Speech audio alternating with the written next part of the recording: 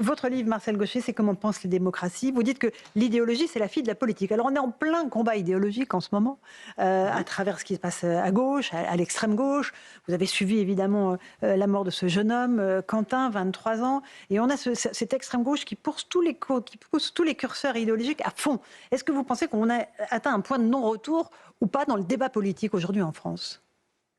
Non, un point de non-retour, hélas, non. Donc on peut aller encore plus loin. Parce qu'on oui. peut aller plus loin. Mon Dieu. Il y a encore des ressources qui peuvent... On est embarqué là devant quelque chose que nous avons bien connu en fait. Et je suis très étonné que personne ou presque, enfin je n'entends pas tout évidemment et je ne dis pas tout, ne prononce le mot. Nous sommes devant une logique totalitaire. Et c'est le vrai mot pour parler du comportement de cette espèce d'aile avancée de la nébuleuse qui est la France insoumise, la jeune garde. On est devant un mouvement totalitaire. Il faut appeler les choses par leur nom. Quand on considère que la finalité politique, c'est l'élimination de l'adversaire, on est devant une logique totalitaire. Et c'est ça qui fait que nous avons encore la possibilité d'aller plus loin. On peut voir des choses encore plus surprenantes et encore plus atroces que celles-là. C'est-à-dire la guerre civile ? C'est à ça que vous pensez, Marcel Gauchet ? Le scénario qu'on peut redouter, c'est en effet une guerre civile dont personne ne peut mesurer l'intensité à ce jour.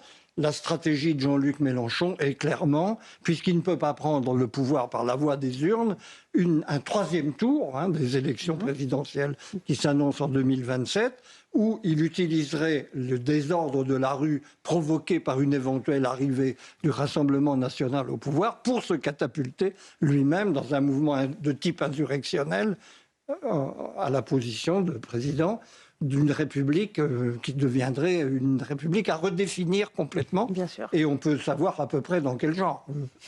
C'est une république sans opposition. Voilà, sans opposition, un peu totalitaire. Geoffroy Lejeune. Est-ce qu'il n'y a pas une inquiétude à avoir quand on croit à la démocratie ? En théorie, on se sent bien démuni par rapport au phénomène que vous venez de décrire, le totalitarisme, parce que en théorie, la démocratie, le catalyseur des furies politiques, c'est l'élection. Et là, par exemple, on en a une qui arrive dans maintenant quelques mois, enfin en 2027, dans un peu plus d'un an.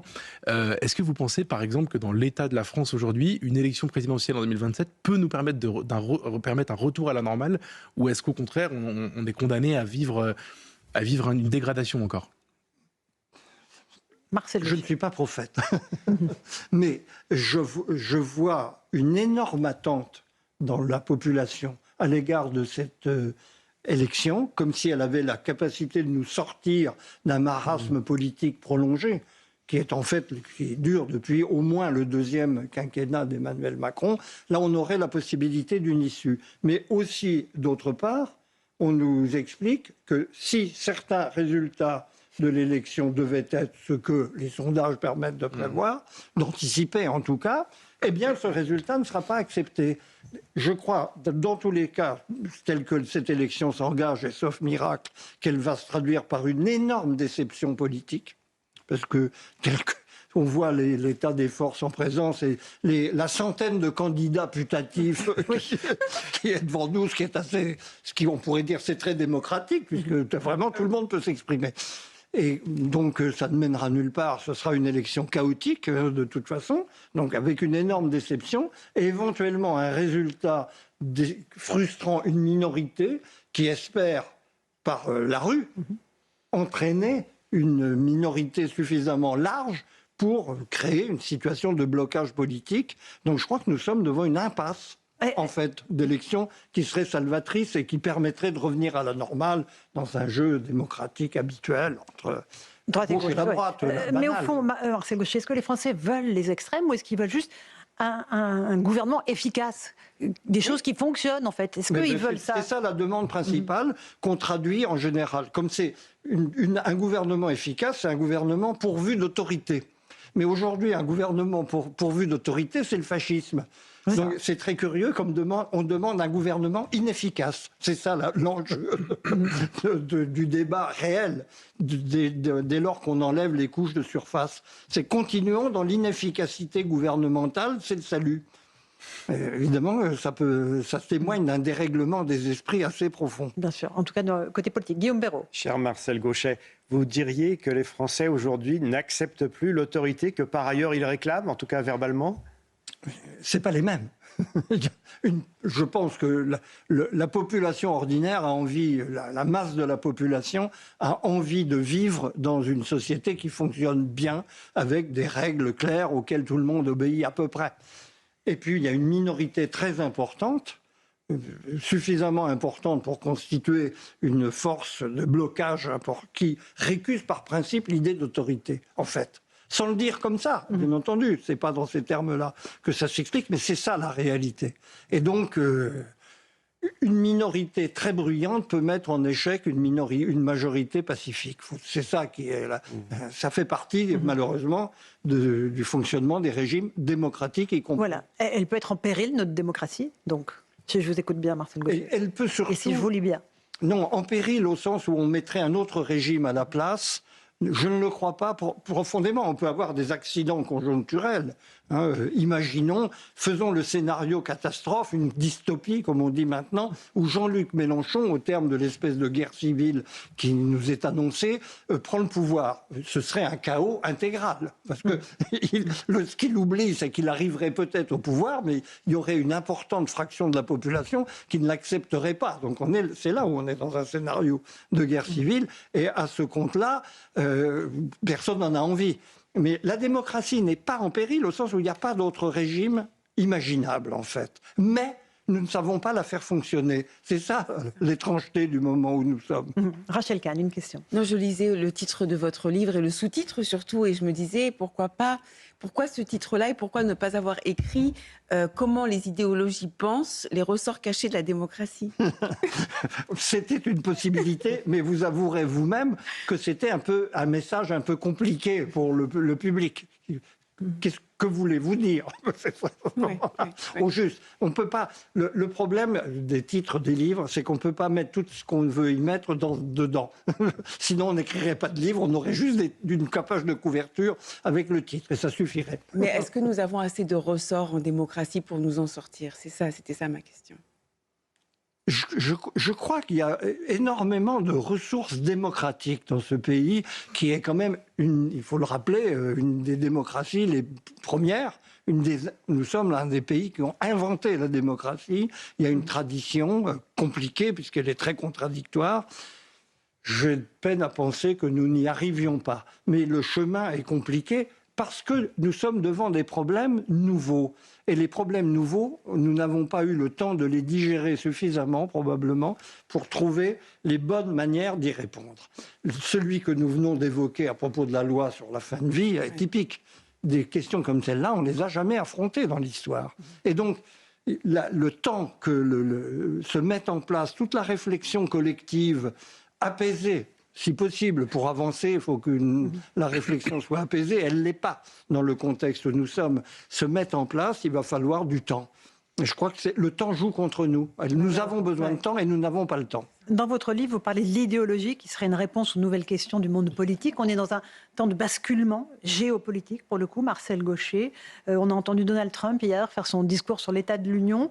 L'Amérique est de retour, dit-il. Pour vous, c'est le réveil de la puissance américaine qui, face à un monde, au fond, qui échappe aux Américains et qui nous échappe à nous aussi? Je crois que c'est le fond de l'élection de Donald Trump et de sa politique. En effet, les États-Unis ont présidé à la marge du monde, y compris dans un contexte où ils étaient contestés, comme à la guerre froide. Ils ont donné l'impulsion qui encadrait la vie internationale depuis 1945. C'est dans ce cadre-là, en particulier, qu'ils ont bénévolement accueilli la Chine dans l'OMC, qui est la décision stratégique majeure de la période qui vient de s'écouler. Les résultats étaient très inattendus par rapport à ce que les stratèges américains avaient anticipé. C'est ceux de Bill Clinton, en l'occurrence, pour l'essentiel. Et aujourd'hui, nous assistons à un réveil de l'Amérique, mais un réveil de l'Amérique qui, il ne faut pas l'oublier, est fonction de la montée en puissance d'une puissance qui s'annonce éventuellement supérieure à la puissance américaine, la puissance chinoise. Donc nous sommes à nouveau dans un monde de rivalité de puissance, et je pense que ça veut dire que le grand rêve qu'on peut appeler néolibéral, d'une mise à l'écart du politique au profit de l'efficacité économique, pour le dire très simplement, est derrière nous. On va pas sortir de la mondialisation. parce qu'il y a un degré d'intrication des économies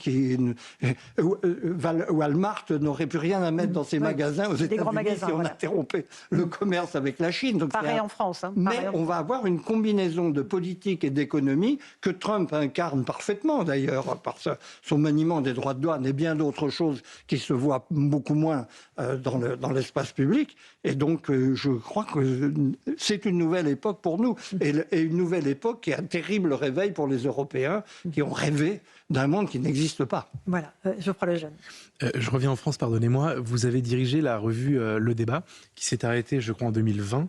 Et à l'époque où elle s'est arrêtée, Alain Finkielkraut avait eu sur une chaîne concurrente, avait fait un éditorial qui s'appelait La fin du débat, qui m'avait beaucoup touché à l'époque parce qu'il disait la fin du débat, la revue, signifie la fin du débat à la française, la fin du débat intellectuel, la fin du débat d'idées, la fin de la possibilité de la contradiction, la fin de... et il avait annoncé à l'époque, en 2020, donc que c'était un très mauvais signal. On est 6 ans après, 5 ans et demi après, force est de constater qu'il n'avait pas tort. En tout cas, est-ce que vous pensez, vous, que les années qu'on vient de vivre signifient la fin d'une possibilité de se parler et d'essayer de se comprendre au sein d'un pays, ou est-ce que vous êtes plus optimiste que moi et qu'Alain Finkielkraut ? Marcel Gauchet. Pour être un peu à l'origine de la fin du débat, c'était déjà un constat de cette difficulté que nous étions placés pour constater au quotidien. Donc, je n'infirmerai pas le diagnostic d'Alain Finkielkraut, qui me semblait très juste à l'époque. Et les choses s'aggravent. Nous assistons à une déperdition, et pour une raison très simple. Pour avoir un débat civilisé, il faut avoir des arguments à faire valoir. Si vous n'avez pas d'arguments, si vous n'avez pas d'élaboration intellectuelle, de programme, d'analyse d'une situation, qu'est-ce qui vous reste ? L'invective et la confrontation, dont l'hystérie ou la virulence verbale est fonction du vide du propos que vous tenez.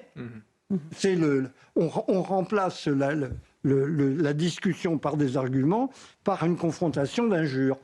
Je crains que nous soyons dans cette logique. Et donc que le débat ne soit plus possible à court terme. Il est possible, mais dans des sphères très limitées, qui ne sont plus celles de l'agora générale de la nation. Et retrouver l'agora, c'est passer par les référendums, c'est redonner la parole aux Français sur de nombreux sujets, c'est ce qu'ils réclament aussi. Je partage, j'appuie chaudement, je l'ai écrit à plusieurs reprises. Je pense que c'est une des rares hypothèses constructives que nous avons sous la main. Et qu'un président bien inspiré, si en 2027 les choses devaient se passer tranquillement, nous avons là un outil. Car malgré tout, la loi de la majorité, quand elle est clairement exprimée, s'impose à tout le monde.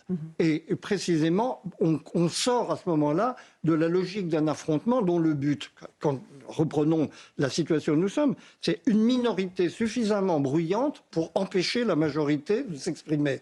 Avec un référendum, il y a un résultat clair, positif, on tranche des questions qui autrement restent dans une discussion interminable. À condition de ne pas s'asseoir sur les référendums. Et je pense à 2005, évidemment. C'est le péché originel de notre système politique qui est en train de le payer chèrement. Les gens qui se sont livrés à cet exercice d'acrobatie politique en 2005-2008 payent aujourd'hui le prix. C'est que les partis dits de gouvernement n'existent plus, ou quasiment. Voilà. Donc, ça devrait servir de leçon. On peut penser que malgré tout, il y a des bons esprits des deux côtés pour en tirer des conséquences. Merci beaucoup, Marcel Gauchet. C'était passionnant de vous écouter ce soir.